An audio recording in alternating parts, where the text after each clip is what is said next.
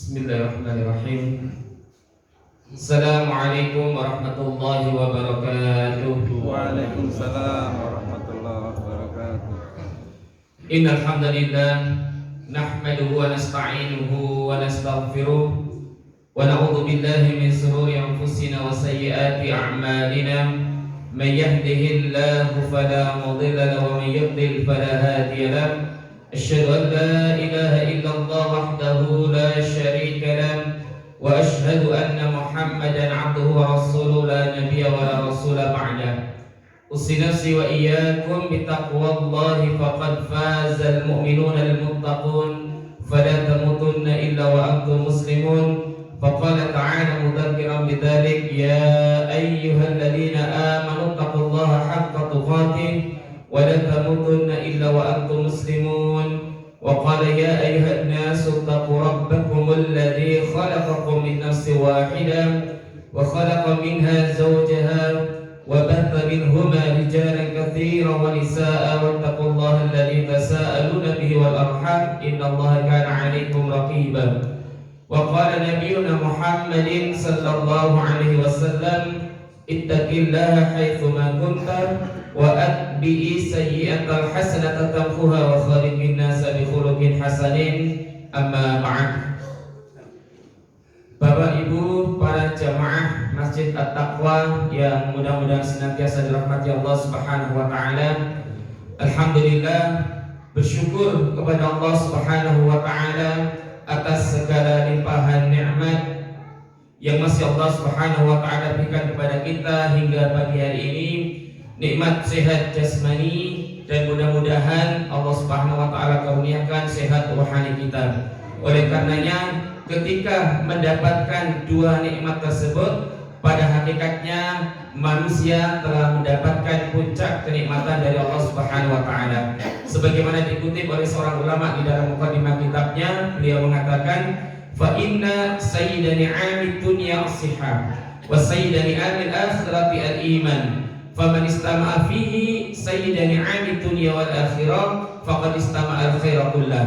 Bahwasanya puncak kenikmatan yang diberikan Allah kepada seorang hamba untuk urusan dunianya adalah kesehatan, dan puncak kenikmatan yang diberikan Allah kepada seorang hamba untuk urusan akhiratnya adalah keimanan. Faman istama'a fihi sayyida ni'amid dunya wal akhirah faqad istama'a al-khaira kullah.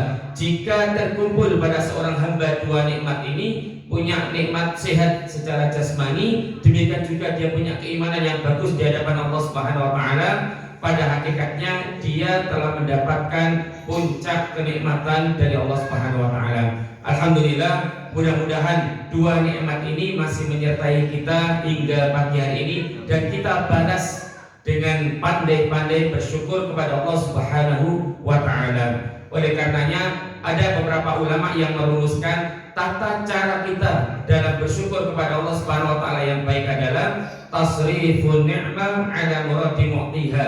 Kita gunakan nikmat tersebut sebagaimana yang dimaui oleh sang pemberi, yakni Allah Azza wa Jalla. Alhamdulillah, tadi kita telah menunaikan salat subuh secara berjamaah dan dilanjutkan dengan majelis ilmu. Mudah-mudahan rangkaian amal saleh yang kita tunaikan ini dicatat oleh Allah Subhanahu wa taala sebagai bentuk apresiasi kita dalam meluapkan rasa syukur kepada Allah Subhanahu wa taala. Mengingat apa? Kalau kita pandai bersyukur, mudah sekali bagi Allah Subhanahu wa taala untuk menambahkan nikmat yang lain sebagaimana janji Allah Subhanahu wa taala. La in syakartum la azidannakum. Jika kalian pandai bersyukur, maka mudah bagi Allah untuk menambahkan nikmat yang lain. Dan di antara balasan tunai tersebut, sebagaimana diungkapkan para ulama, fa inna min jazail hasanati al hasanatu ba'daha. Balasan tunai dari kita pandai melaksanakan syukur yang diterapkan dengan melakukan amal soleh, maka Allah akan memudahkan kita untuk melaksanakan amal soleh selanjutnya. Sampai kapan? Ya sampai nanti kita dipanggil Allah Subhanahu wa taala. Mudah-mudahan di saat kita sedang melakukan amal soleh, kemudian nyawa kita dicabut Allah Subhanahu wa taala, insyaallah kita akan mendapatkan anugerah teragung yang sangat kita impikan, diwafatkan Allah dalam keadaan husnul khatimah. Amin Allahumma amin. Dan itu bermula dari rasa syukur kita, mengekspresikan rasa syukur kita kepada Allah Subhanahu wa taala. Kemudian salawat serta salam tidak lupa kita aturkan kepada junjungan kita Nabi Muhammad sallallahu alaihi wasallam, juga tidak terlupa kepada keluarga beliau, kepada para sahabat, para tabi'in, tabi'ut tabi'in, dan orang-orang saleh yang senantiasa istiqomah mengikuti langkah beliau sampai nanti hari kiamat. Dan saya bermohon kepada Allah Subhanahu wa taala, mudah-mudahan khususnya kita yang hadir di masjid ini dicatat oleh Allah Subhanahu wa taala termasuk umat yang dirindukan oleh Nabi kita Muhammad sallallahu alaihi wasallam. Mengingat apa? Beliau pernah mengekspresikan sebuah kerinduan yang disampaikan di hadapan para sahabat. Beliau mengatakan, "Ana mushtaqun bi ikhwani." Saya itu sangat rindu sekali terhadap saudara-saudaraku. Para sahabat bertanya, "Ya Rasulullah, alasna ikhwanuk?" Duhai Rasul, bukankah kami ini saudara-saudara panjenengan? Lantas dijawab Rasulullah, "La bal antum ashabi." Bukan, kalian itu bukanlah saudara-saudaraku yang aku maksud pada sabda kali ini. Kalian adalah sahabat-sahabatku yang menyertaiku hidup sezaman ini. Ikhwani humul ladina lam yarawni walakinnahum yu'minuna bi. Adapun saudara-saudaraku yang aku sangat rindukan kelak pertemuannya adalah mereka yang belum pernah sama sekali melihat wujudku, tetapi mereka mengimani terhadap ajaran yang aku bawa. Masya Allah Pak, panjenengan yang hadir masjid ini saya yakin belum pernah melihat Rasulullah Pak. Jangan pesimis, mudah-mudahan kita istiqomah saja mengikuti ajaran Nabi kita Muhammad SAW, dan mudah-mudahan kita akan tergolong termasuk umat yang dirindukan pertemuannya dengan Nabi kita tercinta Muhammad SAW, dan tentunya di kondisi yang lebih baik, mudah-mudahan di jannah Allah Subhanahu wa taala. Amin Allahumma amin. Bapak Ibu yang dirahmati Allah Subhanahu wa taala, pada pagi hari ini mohon maaf kami diamanahi untuk sedikit memberikan tausiah di masjid ini yang mungkin ini perdana bagi saya. Saya tidak bermaksud menggurui, karena saya lihat di masjid ini sudah banyak para alim ulama. Mudah-mudahan kita bisa belajar bersama dan bisa termotivasi untuk senantiasa tawassul bil haq wa tawassul bis sabr. Bapak Ibu jamaah yang dirahmati Allah Subhanahu wa taala, sedikit saya ingatkan karena ini kajiannya pada subuh Pak Im. Mungkin tadi pagi kita baru bangun tidur Pak Im. Sedikit mungkin saya lengkapi panjenengan, kalau bangun tidur itu biasanya doanya apa Pak? Alhamdulillah. Doanya gimana Pak? Alhamdulillah alladzi ahyana ba'dama amatana wa ilaihin nusyur. Pernah enggak panjenengan menelusuri ada versi yang sangat komplit sekali yang diajarkan oleh Nabi kita Muhammad SAW bagaimana tata cara bangun tidur di pagi hari? Ternyata ada sebuah hadis yang cukup komplit yang diriwayatkan oleh Imam Abi Dawud. Hadis ini dibawakan oleh sahabat Abdullah ibnu Abbas radhiyallahu taala anhuma, masih keponakan Rasulullah SAW. Bahkan untuk mendapatkan hadis ini beliau itu masih kecil Pak, rela menginap di rumah Rasulullah yang kebetulan saat itu Rasulullah bertempat tinggal jabatannya di istri beliau Sayyidah Maimunah radhiyallahu taala anha, dan itu adalah bibi beliau. Jadi hanya untuk mengamati Pak bagaimana tata cara bangun paginya Nabi kita Muhammad sallallahu alaihi wasallam. Nah, saat itu beliau semalaman tidak tidur Pak, hanya ingin mengamati bagaimana tata cara bangunnya Nabi kita Muhammad sallallahu alaihi wasallam. Ternyata menarik sekali kalau kita amati. Karena Rasulullah sallallahu alaihi wasallam idza staiqadha min naumihi, bahwasanya Nabi kita Muhammad sallallahu alaihi wasallam tatkala bangun dari tidurnya fi muntasafil laili qablahu qalilan aw ba'dahu qalilan, tatkala bangun di malam hari, mungkin beliau karena mau melakukan salat tahajud yang dilakukan oleh Nabi kita Muhammad SAW. Pertama kali itu apa Pak? Beliau tidak langsung berdoa sebagaimana doa yang masuk seringkali kita lakukan. Fajalasa. Beliau pertama kali yang dilakukan adalah duduk terlebih dahulu Pak. Jadi panjenengan mungkin selama ini termotivasi Pak, kita belajar di SD atau masih kecil seringkali diajarkan guru kita bangun tidur terus mandi. Nah, bangun tidur langsung mandi Pak, apalagi nggak tanpa duduk langsung mandi. Nah, Bapak Ibu mandi mau ngapain Pak nih? Jadi ada tata cara yang diajarkan oleh Nabi kita Muhammad SAW. Fajalasa, beliau terlebih dahulu duduk Pak. Kemudian famasaha ainahu biyadihi, beliau mengusap kedua mata beliau dengan telapak tangan yang diduga paling terbaik. Saya bahasakan di sini yang paling terbaik mungkin. Yang paling terbaik adalah sisi luar panggil. Jadi panjenengan usap dulu kedua matanya dengan min asalina untuk menghilangkan rasa kantuk dulu. Nah, yang terbaik itu sisi luar, karena apa? Yang dalam kita tidak tahu. Tadi malam tatkala kita tidur, itu mungkin tangan kita gerilya kemana nggak tahu panggil, mungkin garuk-garuk, pun nggak tahu panggil. Maka yang paling luar mungkin yang terbaik kita gunakan untuk mengusap kedua mata kita agar rasa kantuk ini hilang. Kemudian apa yang beliau lakukan? Beliau tidak langsung berdoa, Pak. Faqara'a asra ayatin min akhir surah Ali Imran. Beliau membaca 10 ayat terakhir dari surah Ali Imran. Masya Allah, luar biasa Pak. Nanti ditinjau dari sisi medis pun luar biasa. Kalau 11 panjenengan bisa mengawali dari inna fi khalqis samawati wal ard wa ikhtilafil laili wan nahar la ayatin li ulil albab. Kalau 10 terakhirnya dari kalimat alladzina yadhkurunallaha qiyaman wa qu'udan wa 'ala junubihim sampai ayat yang paling akhir, ayat yang ke-200, ya ayyuhalladzina amanu sabiru wasabiru warabitu wattaqullaha la'allakum tuflihun. Barulah beliau membaca doa yang sangat masyhur seringkali kita lantunkan, doa alhamdulillah alladzi ahyana ba'dama amatana wa ilaihin nusyur. Segala puji bagimu ya Allah yang telah menghidupkan kami setelah mewafatkan kami sementara di alam tidur tadi. Wa ilaihin nusyur. Masya Allah, ini luar biasa. Nanti insya Allah akan kita jelaskan pada penjelasan nanti. Ini sebenarnya janji kita di hadapan Allah Subhanahu wa taala, Pak. Tidak hanya sekedar kita berdoa, tetapi di diksi yang paling akhir ini sebenarnya doa kita. Nanti akan saya jelaskan apa kalimat wa ilaihin nusyur. Bapak Ibu yang Allah Subhanahu wa taala, kemudian ada satu sunnah dari Nabi kita Muhammad SAW sebelum kita memasuki materi inti yang diajarkan oleh Nabi kita yang mungkin seringkali kita lalaikan. Ada amalan sepele sekali. Tatkala kita usai mengerjakan amal soleh, entah kecil ataupun besar menurut kita, sebisa mungkin panjenengan dorong dengan permintaan kepada Allah agar amal tersebut benar-benar diterima Allah Subhanahu wa taala. Jadi panjenengan selepas sholat selipkan doa kecil saja.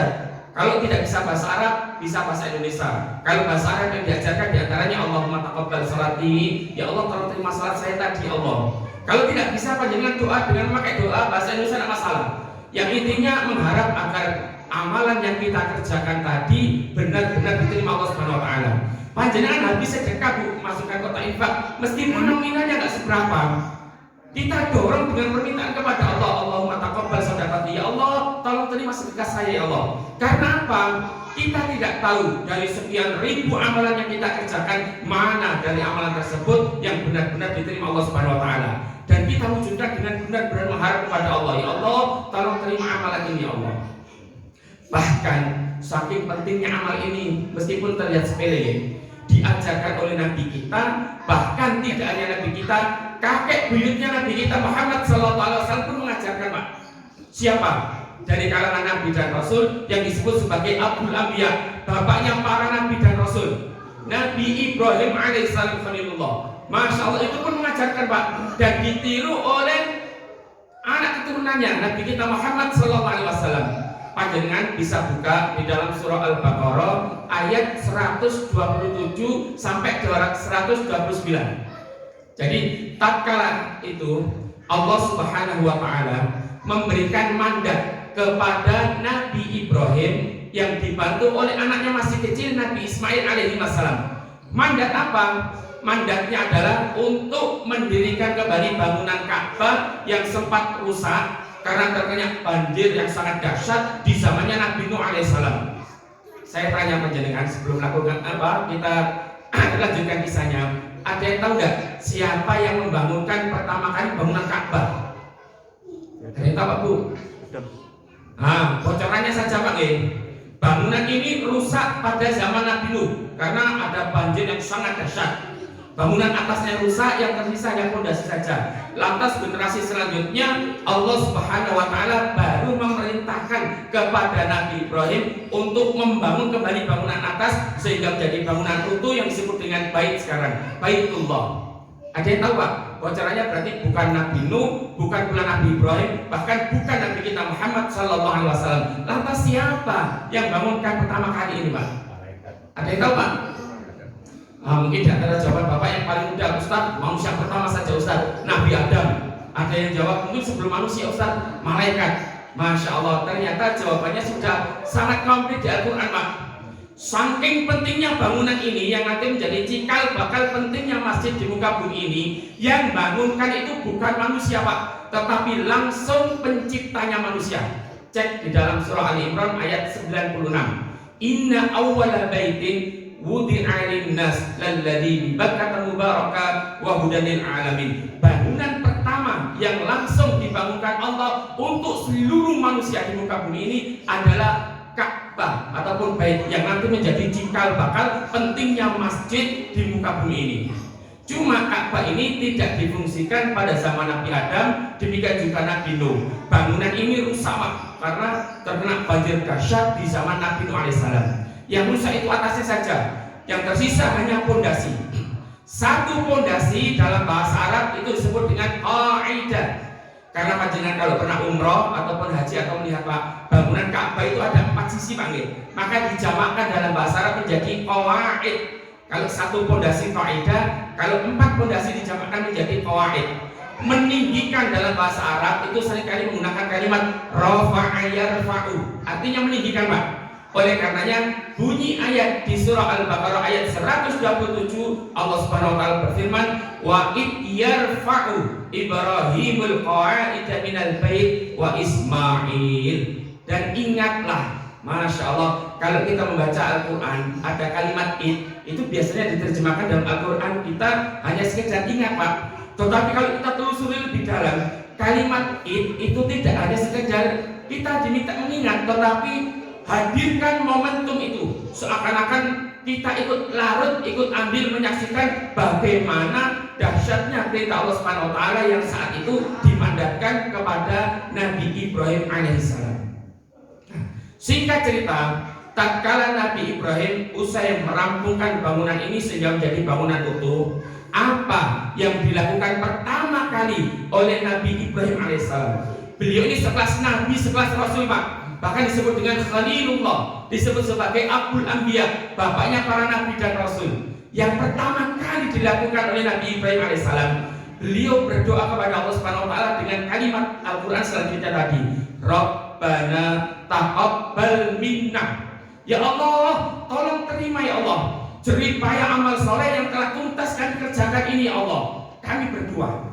Masya Allah, sekelas nabi, Pak, sekelas rasul itu masih meminta kepada Allah agar amalan tersebut benar-benar diterima Allah Subhanahu wa taala. Ini menandakan Nabi Ibrahim ini sangat berharap dan berharap sekali kepada Allah Subhanahu wa taala, dan juga agar membiasakan diri kita ini supaya lebih dekat dengan pencipta kita, yakni Allah Azza wa Jalla.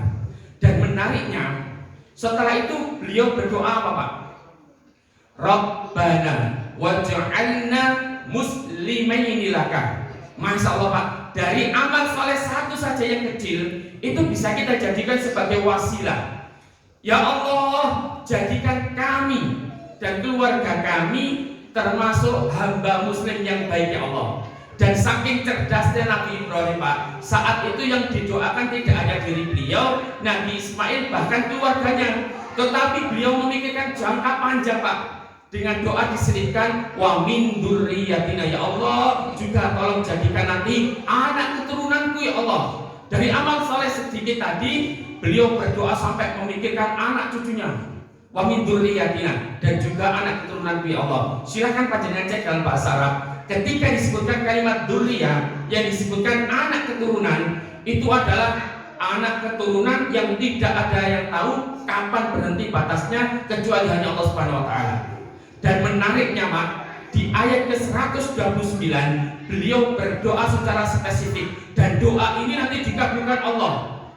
Harapan beliau yang mana, ya Allah, tolong nanti utus, bunyinya Rabbana wa ba'ats fihim rasulan minhum yatlu 'alaihim ayatika wa yu'allimuhumul kitaba wal hikmah. Ya Allah, tolong nanti utus seorang nabi, seorang rasul yang datang dan lahir dan sekitaran Ka'bah ini Allah yang akan mengajarkan kitabmu, yang akan mengajarkan hikmah dan kebaikan-kebaikan ya Allah.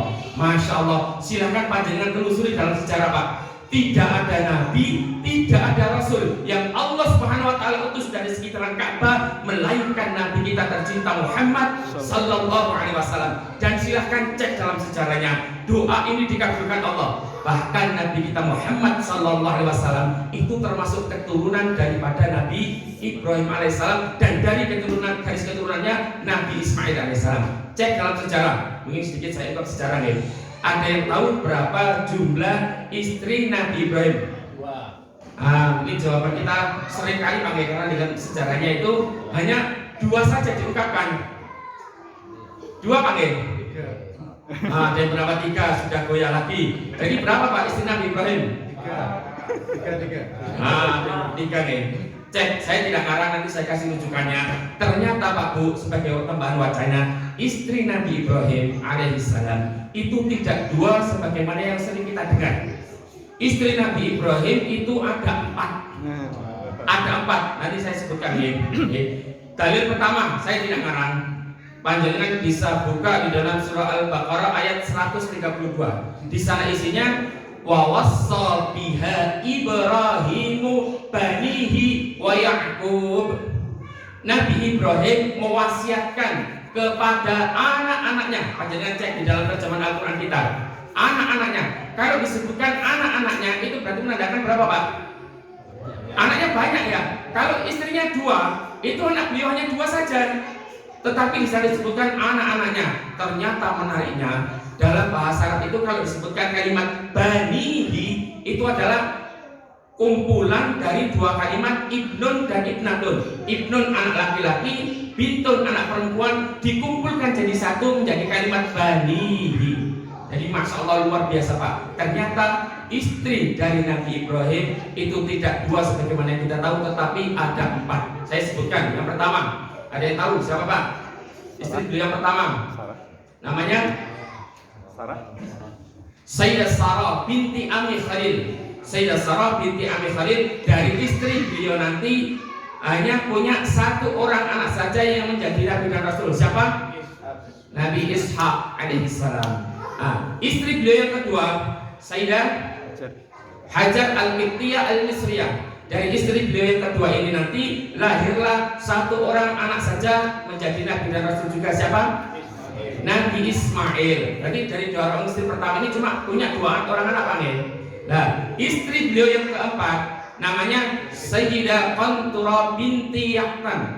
Sayyidah Qanturah binti Yaqtan. Dari istri beliau yang ketiga nanti lahirlah 6 orang anak Pak. 6 orang anak. Di antara nama anaknya di sana ada Madian. Nah, kalau kita mengingkari istri beliau yang ketiga, tidak akan kita jumpai nasabnya Nabi Syu'aib. Karena Nabi Syu'aib nanti lahirnya dari anak keturunan yang ketiga ini. Seringkali kita baca Al-Quran disandingkan wa ila Madyana akhahum Syu'aibah. Nabi Syu'aib diutus dari kalangan Madian. Dan nanti kalau kita telusuri, beliau ini dari nasab istrinya beliau yang ketiga. Bahkan kalau panjenengan belajar sejarah, orang-orang seperti kita itu enggak ada Pak kalau kita mengingkari istri beliau yang ketiga. Di antara anaknya itu ada yang menyebar dakwanya sampai ke wilayah Jawi. Wilayah Jawi itu jangan kita terjemahkan Jawa Timur, Jawa Tengah, Jawa Barat Pak. Tidak. Wilayah Jawi itu mencakup Nusantara termasuk Indonesia, Malaysia, Rohingya dan sekitarnya. Itu dari anak keturunan beliau yang ketiga ini. Kemudian istri beliau yang keempat namanya Sayyidah Hajun binti Al-Amin. Dari istri beliau yang keempat ini lahirlah 5 orang anak. 5 orang anak. Berarti total anak Nabi Ibrahim berapa Pak? Yang pertama 1, yang kedua 1, yang ketiga 6, yang keempat 5. Total berapa? Ada 13. Saya nggak ngarang rujukannya, panjenengan bisa buka di dalam kitab yang ditulis oleh Imam Ibnu Katsir.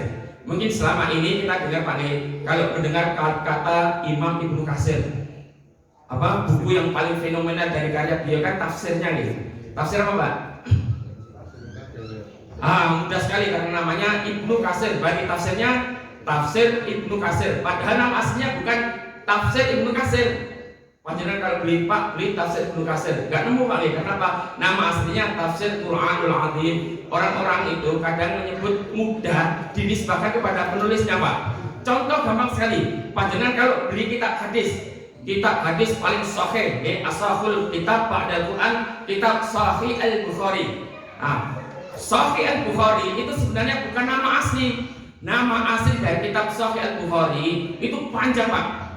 Al-Jami As-Sahih Al-Musnad Al-Mukhtasar min umuri Rasulillah sallallahu alaihi wasallam wa sunanihi wa ayyamihi.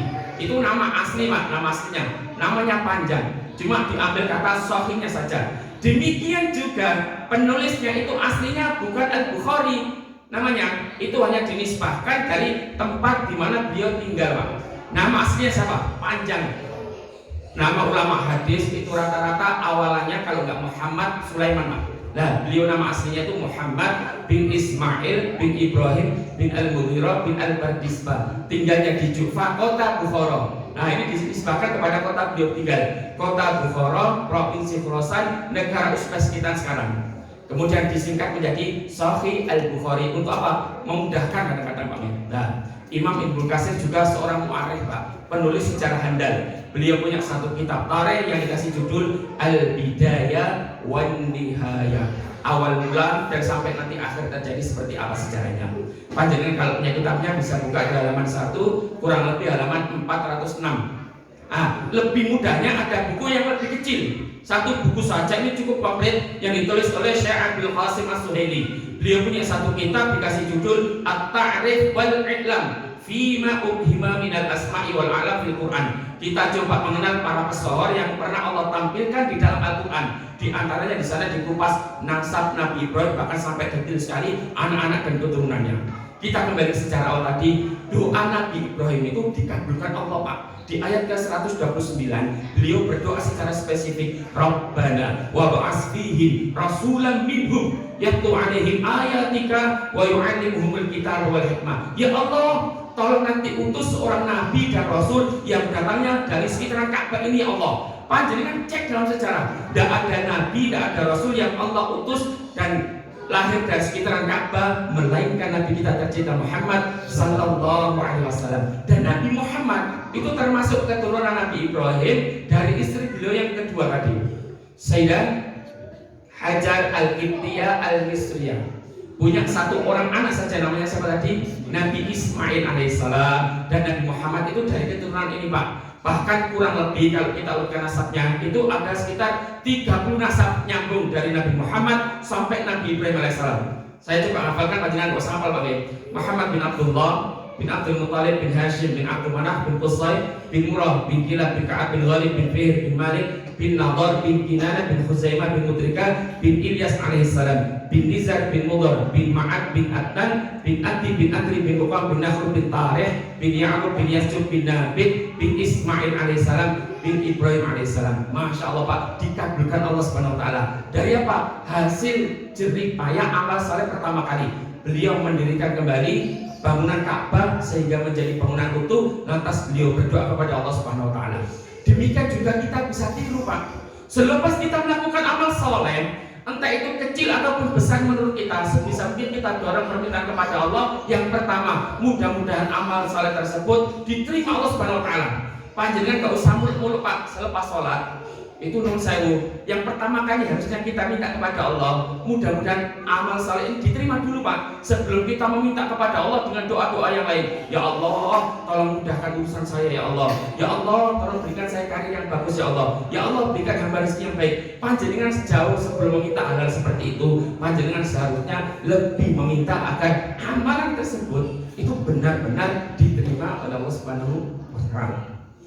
Bapak Ibu Allah Subhanahu wa Ta'ala, jadi mudah-mudahan panjenengan diingat selepas melakukan amal soleh, entah kecil ataupun besar menurut kita, sebisa mungkin kita dorong permintaan kepada Allah. Mudah-mudahan amal tersebut benar-benar diterima Allah Subhanahu wa Ta'ala. Bahkan itu diajarkan juga oleh Nabi kita Muhammad SAW dalam sebuah hadis. Beliau seringkali mengajarkan dengan doa, Allahumma inni as'aluka ilman nafi'an wa rizqan thayyiban wa amalan mutaqabbalan. Ini termasuk di antara doa kita meminta kepada Allah, Allahumma inni as'aluka ilman nafi'an. Ya Allah, saya mengharap, mohon karuniakan kepada kami ilmu yang bermanfaat, ilman nafi'an, wa rizqan thayyiban, dan rezeki yang baik lagi halal, dan amalan yang Engkau terima ya Allah.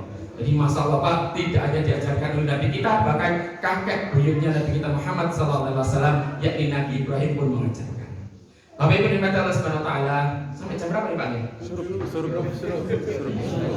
Sudah sebentar lagi Pak, udah mau suruh ya? 42. Masya Allah. Bapak Ibu nikmati Allah Subhanahu Wa Taala. Pada kesempatan yang singkat ini, sedikit saya ingin memotivasi, okay? Mudah-mudahan agar kita senantiasa semangat melakukan amal soleh sampai nanti kita diwafatkan Allah Subhanahu Wa Taala. Mudah-mudahan kita sudah tersemangati jiwa kita untuk senantiasa menjaga amalan-amalan kita isi sisa-sisa usia kita nanti sampai nanti kita menghadap Allah dengan banyak-banyak melakukan amal ketaatan. Umumnya orang itu paling mudah tersentuh melakukan amal soleh tatkala dia ini diingatkan dengan dua hal Pak. Dua hal saja. Yang pertama, diingatkan tentang kematian. Yang kedua, diingatkan akan adanya hari pembalasan setelah nanti dia diwafatkan Allah Subhanahu Wa Taala. Seluruh apa yang dia kerjakan di dunia ini nanti akan dibalas Allah Subhanahu Wa Taala.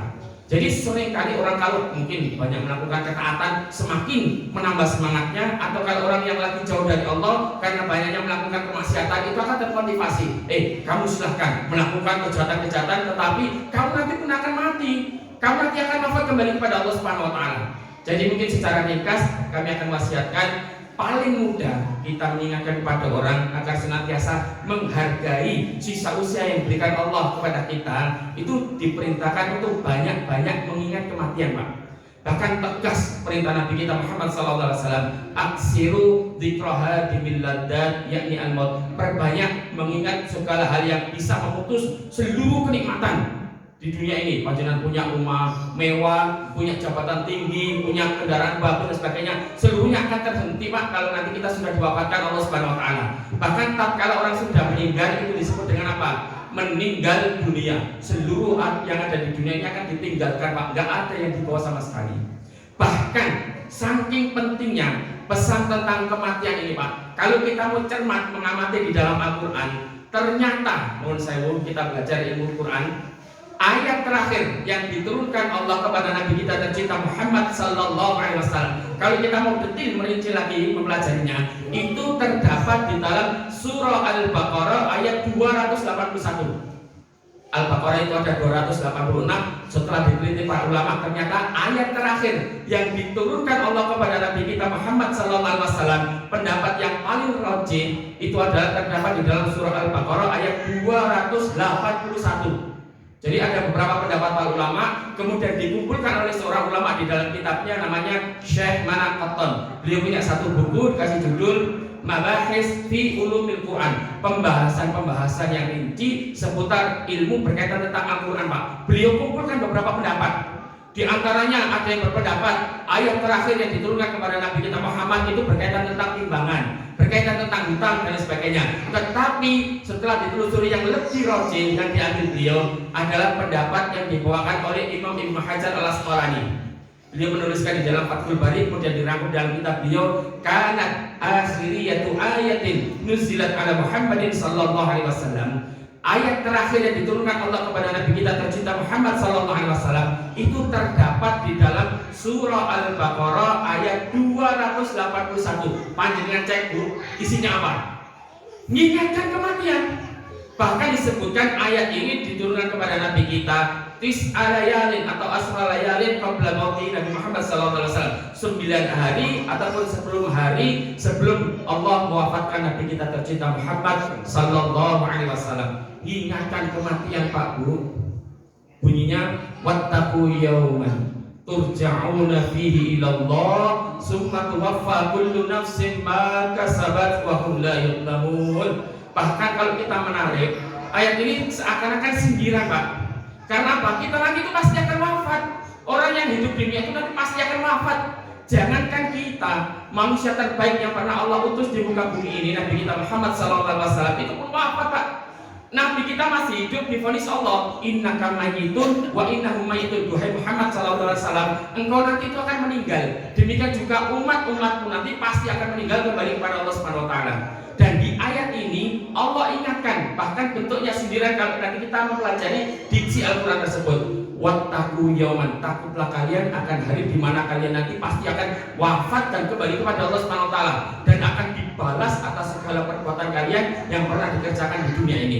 Kalau kita cermat, Pak, mengapa diksi yang digunakan Allah Subhanahu wa taala tatkala mengungkapkan kalimat kembali itu menggunakan kalimat turja'un dari akar kata raja'a yarji'u. Padahal kalau kita mempelajari bahasa Arab, kata kembali itu seringkali digunakan diksi Al-Quran ataupun dalam hadis-hadis yang mutabar. Itu ada beberapa kalimat. Panjenengan bisa buka, ada satu buku yang ditulis oleh seorang ulama yang sangat masyhur, Abi Hilal Al-Ashqali. Beliau punya satu kitab dikasih judul Mu'jam al-Furuq al-Lughawiyah, perbedaan kosakata dalam bahasa Arab yang jika diterjemahkan dalam bahasa kita ataupun dalam Al-Quran, dalam hadis artinya sama, tetapi ada penekanan berbeda. Contoh gampang sekali, manusia. Manusia itu di dalam Al-Quran disebutkan dengan 5 penyebutan, Pak. Tetapi masing-masing penyebutan kalau kita cermat itu ada penekanan berbeda. Kadang disebutkan kalimat insan, kadang disebutkan kalimat ins, diterjemahkan apa? Manusia sama. Bahkan ins seringkali dijadikan dengan jin. Wa mafraqul jinna wal insan. Kadang disebutkan dengan kalimat bashar. Kul innama ana basyarun mislukum. Artinya apa? Manusia sama. Kadang disebutkan dengan bani Adam. Ya bani Adam khudhu zinatakum 'inda kulli masjid. Diterjemahkan apa? Manusia. Kadang juga disebutkan dengan kalimat, dan ini yang paling banyak disebutkan di dalam Al-Quran sebanyak 241 kali, kalimat An-Nas. Diterjemahkan apa, Pak? Manusia. Surat paling terakhir yang kita semua hafal, surat An-Nas, Qul a'udzu birabbin nas, artinya manusia. Tetapi Pak Bu, kalau kita mempelajari, ternyata di sana setiap kali disebutkan itu ada penekanan yang berbeda. Sama seperti tadi, saya ringkas saja karena waktunya sudah mau siang, Pak. Kata kembali di dalam bahasa Arab itu setidaknya diungkapkan dengan 3 ungkapan yang paling masyhur. Yang pertama, diungkapkan menggunakan kalimat raja'a yarji'u. Tahapannya disebut dengan raji'. Kalau disebutkan kalimat raji', itu berarti tahapan yang detail, Pak. Mulai nanti kita diwafatkan, dikuburkan, dibangkitkan, mengikuti proses-proses sampai nanti mengikuti pengadilan Allah dan nanti divonis masuk jannah ataupun sebaliknya. Ini tahapannya. Tempat kembalinya disebut dengan marja. Seringkali kalimat ini kita ungkapkan tatkala kita kena musibah atau teman kita dilanda musibah, kita mengungkapkan kalimat apa? Inna lillahi wa inna ilaihi raji'un. Kita ini punya Allah, Pak, dan nanti pun akan kembali kepada Allah. Artinya kembali. Yang kedua, menggunakan kalimat ada ya'udu. Tempat kembalinya disebut dengan ma'ad. Bahkan ada seorang ulama yang sangat masyhur bernama Ibnu Qayyim al-Jauziyah. Beliau sangat perhatian sekali, Pak, terhadap masalah bekal yang akan nanti dibawa kepada Allah saat nanti kembali. Beliau punya satu buku dikasih judul Zadul Ma'ad fi hadi khairil ibad. Bekal-bekal terbaik yang bisa dibawa seorang hamba saat nanti dia kembali kepada Allah Subhanahu wa taala. Artinya kembali. Dan yang ketiga, seringkali menggunakan kalimat nasyara yansyuru, sifatnya nusyur. Dan kalimat ini, Pak, hampir tiap pagi itu senantiasa kita ucapkan sebagai janji kita di hadapan Allah tatkala panjenengan bangun tidur pagi. Kita sambungkan. Kita berdoa, alhamdulillah alladzi ahyana ba'da ma'amatana wa ilaihi nusyur. Segala puji bagi Allah yang telah menghidupkan kami setelah wafatnya kami. Wa ilaihi nusyur, ini kalimat janji kita, dan kepadamu pula ya Allah nanti kami pasti akan kembali. Perbedaannya apa? Kalau kalimat raja'a yarji'u, ada yang udu, namun saya diterjemahkan para ulama, itu hanya sekedar kembali, Pak. Kita nanti, Pak Bu, akan wafat, akan kembali kepada Allah. Entah panjenengan mau bawa bekal ataupun tidak, terserah panjenengan. Panjenengan nanti pasti akan wafat dan kembali kepada Allah. Tetapi kita tahu, Pak, orang bawa bekal ataupun tidak, itu konsekuensinya pasti berbeda, Pak. Jangankan kembali ke akhirat, Pak, hukum dunia saja itu sangat berbeda. Sebentar lagi Ramadan, ujung Ramadan nanti yang paling kita tunggu adalah apa, Pak? Lebaran. Lebaran itu ada apa? Mudik. Nah, saya yakin panjenengan tidak seluruhnya yang di sini itu nggak dari Solo, Pak. Ada rumahnya mungkin di Bandung, ada rumahnya di Surabaya dan sebagainya. Lah, panjenengan ada niatan mau mudik Pak, saya nanti Ustadz mau mudik, mudah-mudahan tidak dilarang pemerintah, los saja Pak ya, mau mudik ya. Nah, panjenengan mau mudik itu sudah disiapkan dari sekarang Pak. Nanti yang mau saya bawa apa ya, oleh-oleh apa, kemudian saya harus mengumpulkan uang apa, saya memakai kendaraan apa, itu dipikirkan Pak. Apalagi kalau nanti kita kembali kepada Allah, gak bawa bekal, Masya Allah itu perhitungannya luar biasa mengerikan.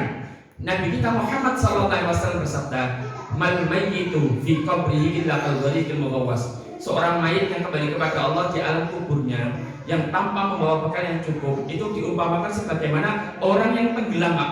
Tenggelam di lautan yang sangat dalam dan luas dan dia ini butuh pertolongan. Dari hadis ini kemudian sahabat Abu Bakar As-Siddiq radhiyallahu taala anhu beliau mengatakan, "Man dakhalal qabra bila zadin fa ka'annama raqibal bahra bila safinatin." Masya Allah, man siapapun. Kalau kita membaca man dalam bahasa Arab itu ismun mausulun yadullu ala fardiyatil amma. Huruf sambung kadang menunjuk subjek ataupun objek, sifatnya personal Pak. Jadi nggak peduli siapapun, baik laki-laki, perempuan, tua, muda, orang kaya, orang cukup, orang punya jabatan atau rakyat biasa, nggak peduli. Man siapapun dakhala qabra yang telah memasuki alam kuburnya bila zatin tanpa membawa perbekalan yang cukup, faka'annama raqibal bahra bila safinatin. Seakan-akan dia ini mengarungi lautan yang sangat dalam, sangat luas tanpa memakai alat bantu Pak. Panjenengan bisa bayangkan Pak, orang yang menyeberangi lautan sangat luas sekali, sangat dalam, kok nggak pakai alat bantu, bisa dipastikan orang tersebut pasti tenggelam Pak. Alat bantu di sini terjemahkan bisa perahu, bisa sampan, bisa kapal. Jadi Masya Allah, kata roja ayarjiu ada yaudu itu hanya sekedar kembali Pak. Kita nanti pasti akan wafat, kembali kepada Allah, entah kalian membawa bekal ataupun tidak, terserah kalian, kalian nanti pasti akan wafat. Kalau kalimat nasyara yang syuruh yang kita jadikan sebagai doa kita di pagi hari dan janji kita di hadapan Allah Subhanahu wa taala, itu tidak hanya sekedar kembali Pak. Nasyara yang suruh itu sebenarnya dari kalimat menyebar, intasyara yantasiru. Kita nyebar lagi, kita berjanji kepada Allah, ya Allah, karena di pagi ini Engkau telah memanjangkan usia kami, tidak diwafatkan tatkala kami tidur. Jadi sebenarnya tidur itu saudaranya kematian Pak. Banyak loh orang yang diwafatkan Allah tatkala tidurnya. Bangun-bangun tahu-tahu ya Allah ada pertanyaan, man rabbuka, siapa Rabb kamu, man nabiyuka, siapa nabi kamu, kaget Pak sudah di alam kubur. Ini ada kejadiannya tak banyak. Nah, oleh karenanya karena kita masih diberikan Allah tangguh hidup, kita berjanji kepada Allah dengan kalimat akhir setelah kita memuji Allah, wa ilaihin nusyur. Jadi kalimat nasyara yang suruh, intas orientasi itu sebenarnya nyebar dulu Pak. Ya Allah, saya akan nyebar lagi pagi hari ini, saya akan mencari perbekalan lagi yang terbaik untuk saya kumpulkan dan nanti bisa saya bawa pulang kembali kepadamu ya Allah. Jadi Masya Allah, kita bangun tidur pun diajarkan untuk introspeksi Pak. Kemarin yang terlewat saya kerjakan apa ya? Kemarin saya belum sempat sedekah, hari ini harus sedekah. Kemarin belum sempat baca Al-Quran, hari ini harus baca Al-Quran. Kemarin saya belum silaturahmi dan sebagainya, hari ini harus bisa. Kenapa? Saya tidak diwafatkan Allah kemarin dan itu tadi menandakan Allah Subhanahu wa taala ingin menjadikan kualitas saya ini lebih bagus daripada kualitas saya kemarin Pak. Ditutup, hari ini harus lebih baik. Jadi nyebar lagi, kita cari perbekalan terbaik apa yang bisa kita kumpulkan hari ini untuk kita bawa saat nanti kembali kepada Allah Subhanahu wa taala. Jadi menarik sekali. Ayat yang diturunkan terakhir kepada Nabi kita itu bahkan dalam bentuk sindiran, hati-hati, kalian nanti itu pasti akan wafat, kembali kepada Allah Subhanahu wa taala dan akan mempertanggungjawabkan segala perbuatan yang pernah kita kerjakan. Tapi bila kata Allah Subhanahu wa taala, demikian pula saking sayangnya Nabi kita Muhammad itu pun dikasih kabar Pak. Kita ini hidup di dunia enggak lama kok. Dihamparkan oleh Nabi kita Muhammad SAW, akmaru ummati ma baina sittina ila sab'in wa aqalluhum yajuzu dzalik. Batasan usia umat Nabi Muhammad itu hanya kisaran antara 60 sampai 70 tahun saja Pak. Gak lama sebagaimana umat-umat terdahulu. Ingat, jangan kemudian dipahami letter-letter Pak di sini Pak. Seakan-akan mohon saya Pak, Bapak yang duduknya di belakang nyender Pak, usianya sudah 59 tahun. Lebih 11 bulan, lebih 23 jam. Berarti menandakan usianya tinggal 1 jam lagi Pak. Tidak, ini bukan angka pasti. Karena apa? Banyak yang diwafatkan Allah sebelum usia 60. Demikian juga ada yang diberikan Allah tangguh usia lebih dari dari 70 tahun meskipun jumlahnya tidak banyak Pak. Hanya sebagai pengingat kalian hidup di dunia ini nggak lama kok. Ayo disabarkan, diistiqomahi melakukan kebaikan. Kalau dibandingkan dengan kehidupan di akhirat itu nggak ada apa-apanya Pak, sehari saja nggak ada. Wa inna yawman 'inda rabbikum ka'alfi sanatin mimma ta'udun. Sehari di akhirat itu sebanding dengan 1000 tahun dengan kehidupan kita di dunia Pak. Ya Allah, dibandingkan dengan sehari saja nggak ada. Oleh karenanya kita itu hanya hidup sebentar, sementara yang kita kerjakan ini akan kita bawa pulang untuk kehidupan kita nanti yang kekal abadi di akhirat sana.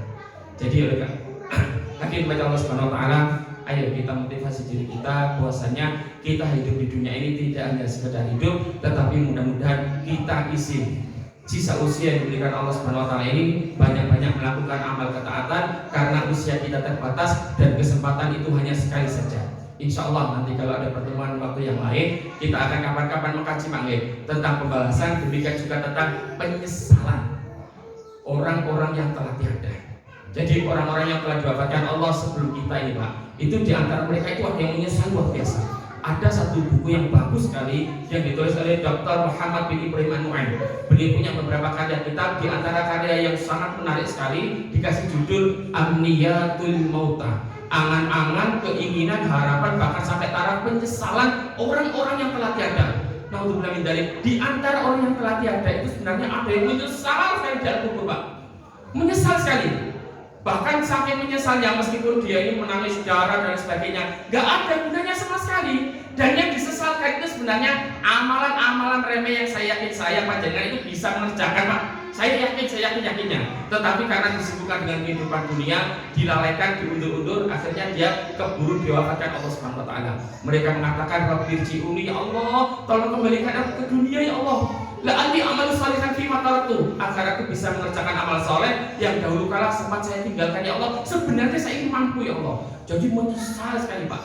Mudah-mudahan ada waktu yang lain di lain waktu Allah Subhanahu wa taala memanjangkan usia kita dan bisa belajar bersama dan kita termotivasi untuk semakin menjadikan hari-hari kita semakin bermanfaat, diisi dengan amal saleh dan kita bermohon kepada Allah mudah-mudahan di akhir usia kita nanti entah kapan itu Allah tutup dengan diwafatkan dalam keadaan husnul khotimah. Amin.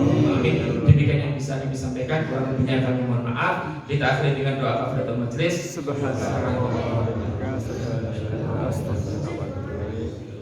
Wa akhiru da'wana alhamdulillahi rabbil alamin wassinafsi wa iyyakum bitaqwallah billahi taufiq wal hidayah. Wassalamu alaikum warahmatullahi wabarakatuh. Waalaikumsalam.